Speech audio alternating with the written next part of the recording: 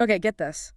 214.78 billion US dollars. Wow. Yeah, that's the projection for the global cosmetic skincare market just for 2025. That's just massive. A huge arena. Exactly. So much activity, so much potential, and that's where we're diving deep today. Right. We're aiming to, get under the skin of it all, Mhm. where it is now, where it's heading. And our mission, like always, is to cut through the clutter, bring you the really key insights. hmm And we've got a solid source for this. We do. It's the Global Cosmetic Skin Care Market Report 2025. Came out just this March from Cognitive Market Research. And it's hefty, like over 250 pages. So Yeah. definitely not just scratching the surface. No way. It's a deep well, for sure. So our job is to kind of synthesize all that data for you, pinpoint the really critical stuff, market size, growth forecasts, how things differ region by region. And the big trends, right? What's actually driving things. Yeah, exactly.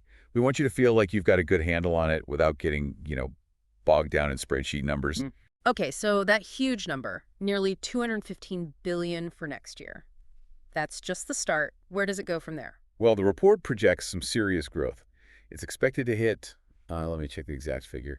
Yeah, USD 352.798607 billion 352 billion. By when? by 2033. Wow.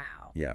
And that works out to a compound annual growth rate, the CAGR, Huh? of 6.40% between 2025 and 2033. 6.4%. So it's not like a short burst, it's sustained growth. Exactly. It's steady, significant expansion, like you said, sustained, strong, consistent pace. Okay, but this huge global market, it's not all the same everywhere, is it? I assume different regions have different stories. You're absolutely right. The report breaks it down really well. North America, it's currently the largest slice of the pie. How large? Over 40% of the global share expected in 2025. That translates to about $50.47 billion.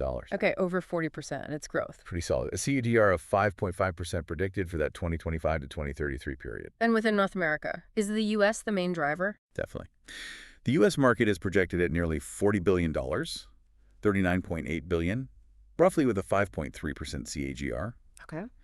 Then you've got Canada, smaller at about $6 billion, but actually a slightly higher growth rate, 6.3% CAGR. Interesting. And Mexico, around $4.6 billion, with a 6.0% CAGR. So North America is the current kind of heavyweight champion. What's Yeah. keeping it growing?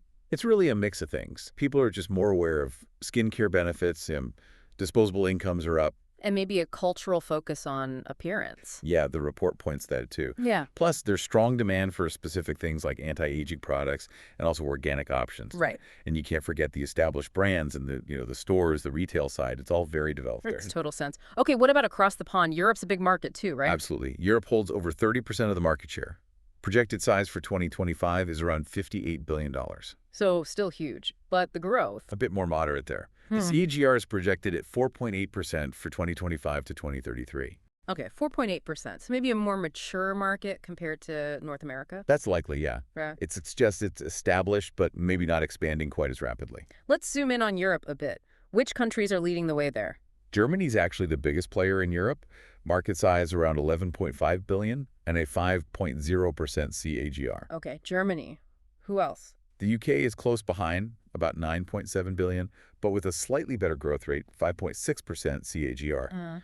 Russia is also significant, nearly $9 billion, though its growth is projected a bit lower, 3.8% CAGR. Right. Then you have France, Italy, Spain, all substantial markets, hovering around the 4 to 5 billion mark, with KGRs generally between 3.9% and 4.2%. And Scandinavia, Benelux? Smaller markets, yeah, but still showing steady growth. Sweden, Denmark, Switzerland, Luxembourg, Yeah. they all contribute. And the reasons for growth in Europe? Similar to North America. There's definitely overlap, awareness, income, those are key. Yeah. But the report emphasizes a really strong European demand for like high quality stuff. Well, yeah. Natural ingredients and definitely anti-aging products. Yeah. Big focus there.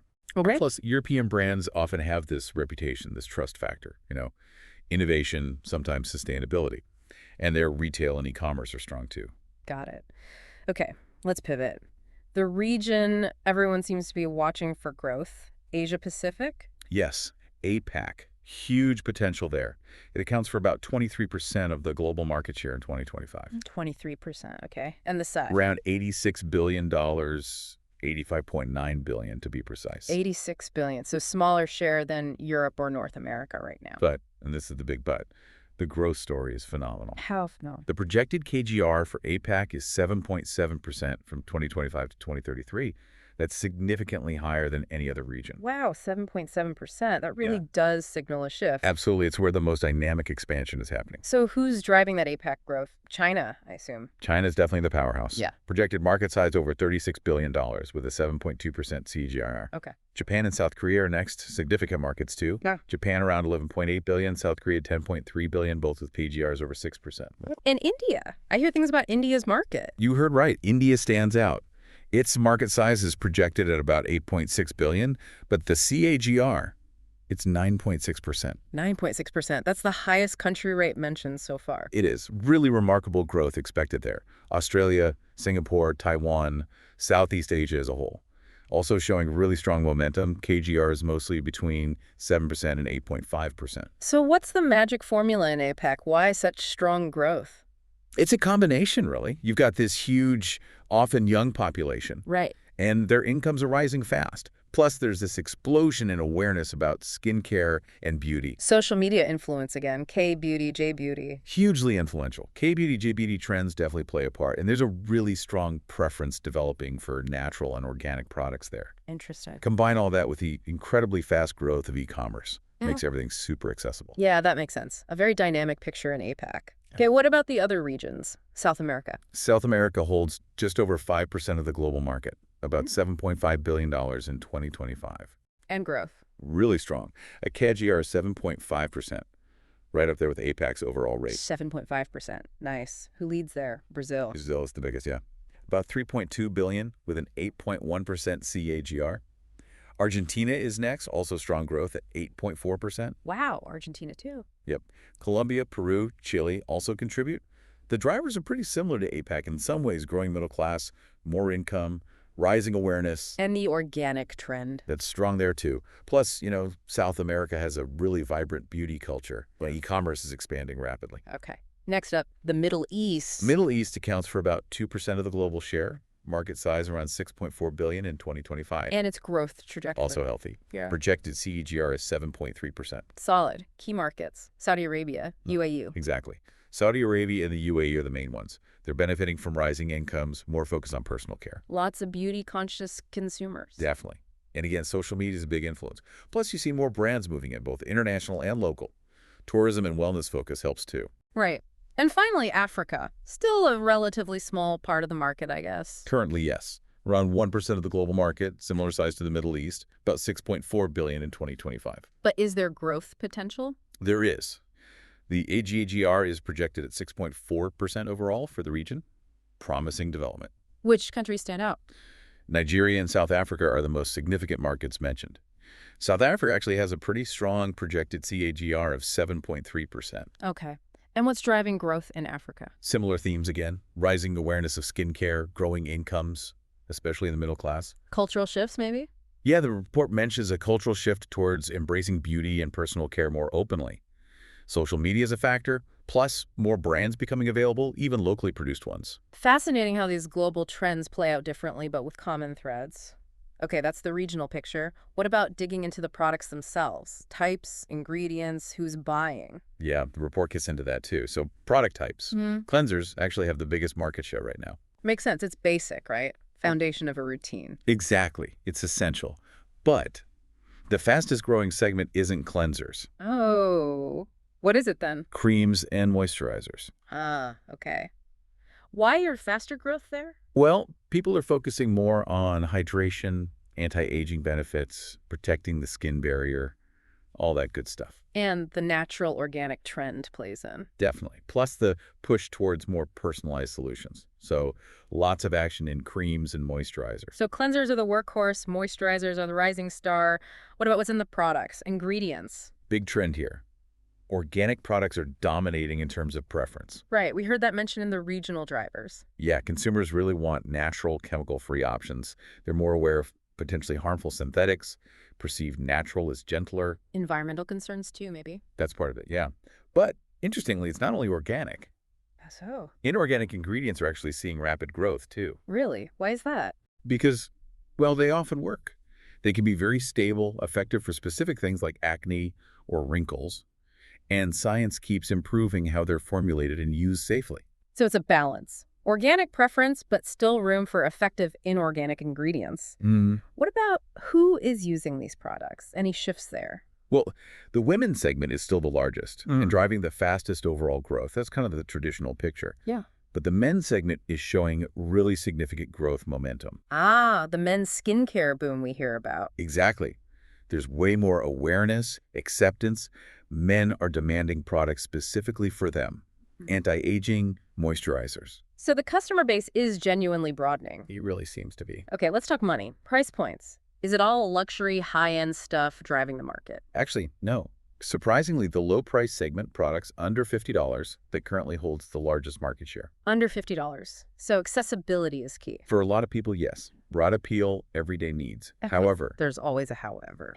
yes. The fastest growing segment is the medium price range. Which is defined It's as... $50 to $200. Okay, $5,200 is growing fastest. That's really interesting. What does that tell you? It suggests that while budget is important, a growing number of consumers are willing to, spend a bit more. To invest more for maybe better quality or results. Exactly. They're looking for that balance, quality, effectiveness, value, and willing to pay for it in that mid-range. That feels like a really key insight. So where are people buying all this stuff? Still department stores or... Online is now the dominant channel overall.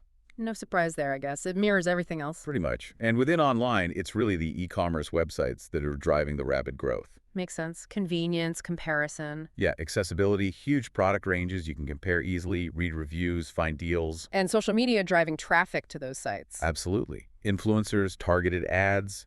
It all feeds into the online sales boom for skincare. Okay, so digital is king. Now, stepping back a bit, what are the main forces really pushing this market forward? The big drivers. The report highlights a few key ones. One is that growing preference we talked about for premium and organic skincare. Right. Then there's innovation, especially in anti-aging tech and this whole trend of personalized skincare. Personalization. Exactly. And, of course, the massive impact of social media, shaping trends, driving demand. And what's holding it back? Any restraints? Well, the flip side of premium is cost. High product prices can definitely limit who can access certain products. Especially in some regions, I imagine. For sure. And the other big one is regulation. It can be really complex, strict rules about ingredients, testing, making claims. That can be a challenge for companies. Right, navigating that global patchwork of rules. Okay, so drivers and restraints. What about the big picture trends that are really shaping the future? Two really stand out in the report. First, that personalization trend we mentioned. Using AI, even genetic analysis, to tailor products just for you. Wow, really getting specific. Yeah, it's moving that way. Well, The second big trend is sustainability and eco-friendliness. clean beauty, ethical sourcing. All of that. Natural ingredients, yes, but also thinking about packaging, the whole life cycle of the product. Big consumer demand for that. Personalized and sustainable. Feels like that captures a lot of current consumer thinking. Okay, last piece. The companies themselves. The competitive landscape. It's a mix, really. You've got the huge established global players. Like L'Oreal, Beiersdorf. Exactly. L'Oreal, Beiersdorf, Shiseido, P&G, Unilever, Johnson & Johnson, Costi, Colgate-Palmolive, Revlon. The big names you'd expect. But it's not just them. No, the report also notes the rise of niche brands. Smaller, often direct-to-consumer startups. The ones you see all over Instagram. Kind of, yeah. They often focus on specific ingredients, innovation, or building a strong online community. They're definitely shaking things up. So, a dynamic mix of old guards and new challengers. Did the report mention any recent moves by the big players? It did highlight a couple of interesting examples. Back in January 2024, L'Oreal's venture arm invested in a company called Timeline. Timeline, what do they do? They specialize in anti-aging, using a specific compound called MitoPure. It signals L'Oreal's interest in, like, the deep science of longevity and skincare. Investing in future tech. Okay. Any other examples? Yeah, in December 2023, Estee Lauder partnered with Stanford University Stanford? For what? to sponsor research on aesthetics and culture, specifically looking at longevity and how people perceive vitality. Huh. So, not just product R&D, but understanding the cultural context, too. Exactly. It shows these major players are thinking deeply about the future, the science, the tech, and the consumer mindset. Really fascinating moves. Okay, let's try and quickly recap the key stuff. We've got this massive global cosmetic skincare market, right? Huge size, strong growth expected. Yep, especially booming in the APAC region. And product-wise, cleansers dominate now, but creams and moisturizers are growing fastest. Driven by hydration and anti-aging needs. Ingredient-wise, organic is huge, but effective inorganic ingredients are also growing fast. And the men's segment is really picking up steam, even though women's is still the biggest driver. Price-wise, the under $50 segment is largest, but the $50–$200 mid-range is where the fastest growth is happening. Showing that willingness to invest more for perceived value. And everyone's buying online, mostly through e-commerce sites. Fueled by convenience and social media. Key trends pushing things forward are personalization and sustainability. Within a competitive scene featuring both giants like L'Oreal and agile niche brands. Phew. That's a lot, but it covers the main points from that big report. I think that captures the essence of it really well. Okay, so here's the aha moment maybe for you listening. Why does this matter? Well, whether you just find beauty trends interesting or maybe work in a related field, or you just like knowing about big global markets. Understanding these dynamics is pretty valuable. Yeah. And for me, the most striking thing was that contrast. The bigger market share is under $50, but the fastest growth is $5,200. Right. It really shows that consumers, or at least a growing chunk of them, are actively looking for and spending on something more. Better quality, better results, perceived value. It's a great point. It suggests it's not just about price. People are becoming more informed, more discerning, maybe willing to invest in things like organic or personalized options if they see the benefit. It definitely feels that way. Which leads us to a final thought, something for you to chew on. Okay. With these huge leaps in personalized skincare tech and this massive push for sustainability, what will our skincare routines actually look like in, say, 10 years? Good question. How different will the industry be? What role will technology on one hand and environmental awareness on the other play in shaping how we take care of our skin in the future? Yeah, how will that change our choices? And the market itself. Exactly. Something to ponder as these powerful trends keep unfolding.